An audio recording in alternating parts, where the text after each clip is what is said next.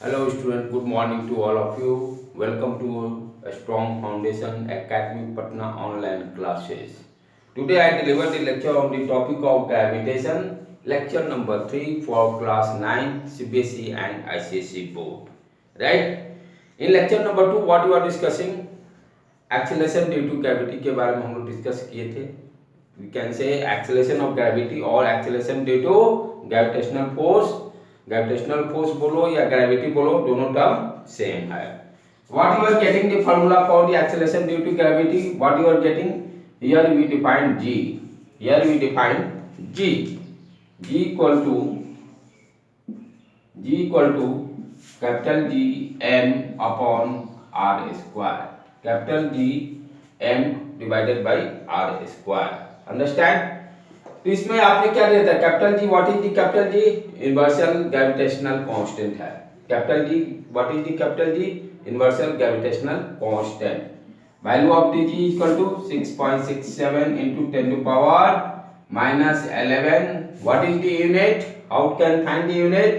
कैसे यूनिट आप निकालो? Force equal to universal gravitational law क्या बोलता है जो न्यूटन ने दिया था? Force equal to G capital M into small m divided by r square.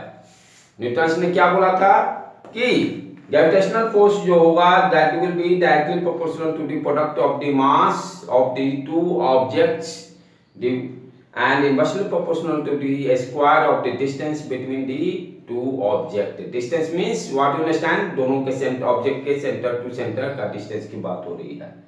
Where G is your gravitational constant. अब यूनिट कैसे फाइंड आउट करेंगे? जी को force into r square divided by mass square हो जाएगा. What is the यूनिट of force? Newton. What is the यूनिट of the r and distance का unit metre, तो मीटर स्क्वायर पर किलोग्राम. तो फिजिक्स में कोई भी चीज याद नहीं करने का है. कहीं भी कोई डाउट होता है, राइट द बेसिक कॉन्सेप्ट और वहां से आप इजीली आप लिख सकते हो. राइट? तो जी डिफाइंड हो गया. What is the m? Am here, मान लो फॉर मैं एक्सेलरेशन निकालना चाहता हूं अर्थ प्लैनेट का. किसी भी प्लैनेट का आप एक्सेलरेशन निकाल सकते हो. अंडरस्टैंड? जिस प्लैनेट का निकालोगे उसका मास का वैल्यू पुट करना होगा और रेडियस का वैल्यू पुट करना होगा.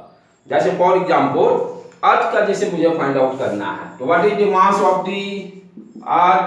m equal to 5.08 into 10 to power minus 24 kilogram. And what is the radius? Radius 6.37 into 10 to power minus 10 to power 6 metre. ये सारे वैल्यू आप इसमें पुट करोगे. कैपिटल जी का वैल्यू पुट करो, m मास का वैल्यू पुट करो and radius of the earth put करने के बाद what you are getting? 9.8 numerical value आप फाइंड आउट करोगे सारे वैल्यू सब्स्टिट्यूट करने के बाद. अब जी क्या है? एक्सेलरेशन है. What is the G? G acceleration है. You already know what is unit of the acceleration? Metre per second square. Here what is the यूनिट ऑफ द जी? Metre per second square. तो अर्थ के कारण acceleration कितना produce हो रहा है? 9.8 मीटर पर सेकंड स्क्वायर. उसी तरह से आप मून प्लैनेट का भी आप ग्रेविटी एक्सेलरेशन निकाल सकते हो. मास सब्स्टिट्यूट करो, मून का क्या होता है, रेडियस क्या होता है, यू कैन फाइंड आउट, जिसको कि लेटर पे हम लोग डिस्कस करेंगे. किसी भी प्लैनेट का कहीं भी आप किसी भी प्लैनेट पे कितना ग्रेविटेशनल फोर्स के कारण जो एक्सेलरेशन प्रोड्यूस हो रहा है उसका value you can easily find out. Right? जब ये नॉलेज आपका कॉन्सेप्ट क्लियर हो गया कि क्या एक्सेलरेशन कैसे निकालेंगे, तो नेक्स्ट ये क्या है? आपका क्या है? एक्सेलरेशन है. चैप्टर 1 में आप ऑलरेडी मोशन इक्वेशन पढ़े थे. चैप्टर 1 में मोशन में आप 3 इक्वेशंस पढ़े थे मोशन का. कौन कौन सा था? v equal to u plus at. Right? u t initial velocity, यानी यहाँ पर क्या था? एक्सीलरेशन यूनिफॉर्म था. यही एक कंडीशन था. एक्सीलरेशन जो था यूनिफॉर्म. राइट? यानी uniform means rate of change of velocity जो होगा वो कांस्टेंट रहेगा, वो वैरी नहीं करेगा. Then this three equation is defined. So v equal to u plus at. V is your final velocity of the object, u is the initial velocity of the object, a जो है inform acceleration, t is your time. Now this equation को एक के जगह पर मैंने substitute कर दिया g का acceleration due to gravity. Now this equation also can be write down u plus gt, right? Next equation कौन था? s equal to u to plus half a t square. इस इक्वेशन को भी आप लिख सकते हो u t plus half g t square.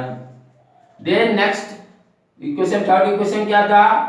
B square equal to u square plus 2as, यही था। Then you square plus 2gs, जहां पे यहाँ पर एक्सेलरेशन है वहां पर आप g का वैल्यू सब्स्टिट्यूट कर दोगे। देन ग्रेविटेशनल फोर्स के कारण जब कोई भी बॉल को आप अर्थ से जब ऊपर फेंकते हो तो कितने देर में वो अर्थ पे पहुंचेगा। Then which type of equation, आप यही तीन इक्वेशन यूज करो, v equal to u plus g t. जहां भी ग्रेविटेशनल फोर्स की बात आएगी वहां पे दी जो थ्री इक्वेशन से है मोशन को, उसी के यूज करके आप फाइनल वेलोसिटी, इनिशियल वेलोसिटी, कितने टाइम के बाद वो अर्थ पे पहुंचेगा, you will find out, right. इस पर जो न्यूमेरिकल्स होंगे आपके बुक्स में आप उसको सॉल्व कीजिएगा, क्योंकि बेसिक फंडामेंटल मैं दे दिया। जब क्लास ऑफलाइन मोड में चलेगा तो डिटेल्स में हम लोग इसके बारे में डिस्कस करेंगे, राइट। नेक्स्ट क्या है कॉन्सेप्ट? Mass and wait. ये बराबर स्टूडेंट को, किसी को भी, अच्छे पढ़े लोगों को भी कंफ्यूजन क्रिएट करता है। मास एंड वेट, अच्छे पढ़े लिखे, राइट। इस कॉन्सेप्ट को क्लियर करते हैं, बहुत ही इंपॉर्टेंट कॉन्सेप्ट है और डेली लाइफ में भी इसका बहुत जरूरत है, इसलिए इसको आप अच्छी तरह से समझो बेटे। बहुत सारे लोग देखो इनके फंडामेंटल यहाँ पर गड़बड़ है मास एंड वेट का। जैसे for example mass and weight में बेसिक फिजिक्स क्या बोल रहा है अकॉर्डिंग टू फिजिक्स। देखो एक जनरल लेमैन जो हम लोग हमेशा बोलते हैं, आप जनरली आप देखोगे कि आप डॉक्टर के पास जाते हो तो डॉक्टर कहता है वेट मेजर कर दो। वेट जबकि एक फोर्स है, वेट क्या है? एक फोर्स है। किस तरह का फोर्स है? ग्रेविटेशनल फोर्स है। वेट जो है क्या है? एक ग्रेविटेशनल फोर्स है। उसी को हम लोग, जो ग्रेविटेशन फोर्स जो है उसी को हम लोग वेट बोलते हैं। तो क्या उसके जो वेट मेजरमेंट का जो मशीन पे उसको खड़ा होने से मेरा वेट मेजर हो जाएगा? That time doctor is also saying wrong, मेरा मास मेजर होगा, नॉट वेट। मास जो होता है ऑलवेज कांस्टेंट रहेगा। कहीं भी जाओ, किसी भी प्लैनेट पे जाओ, मास का वैल्यू चेंज नहीं होगा।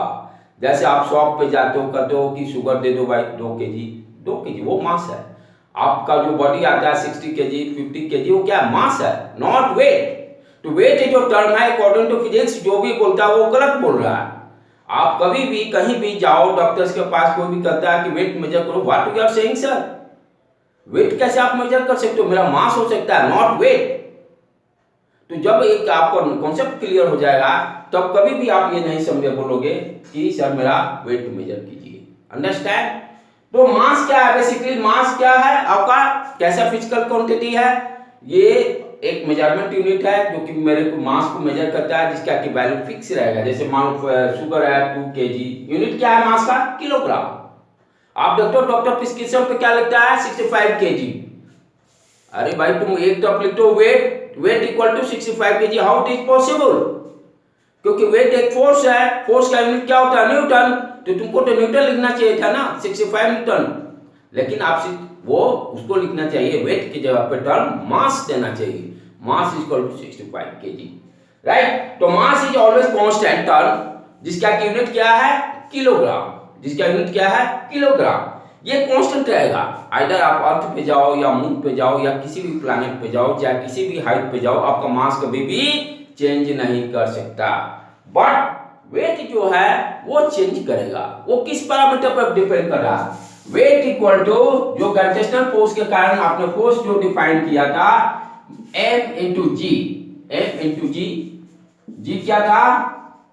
Capital G, capital M upon R square, यही जी था, यही ग्रेविटेशनल फोर्स भी है।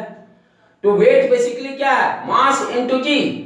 मास का यूनिट क्या है? किलोग्राम। जी क्या है? Acceleration due to gravity. G क्या है? Acceleration due to gravity. जब मास में मैं जी टर्म से मल्टीप्लाई करूंगा then we define wait.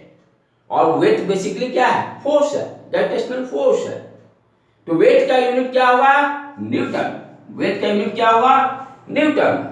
Wait का यूनिट क्या होगा? न्यूटन। अंडरस्टैंड?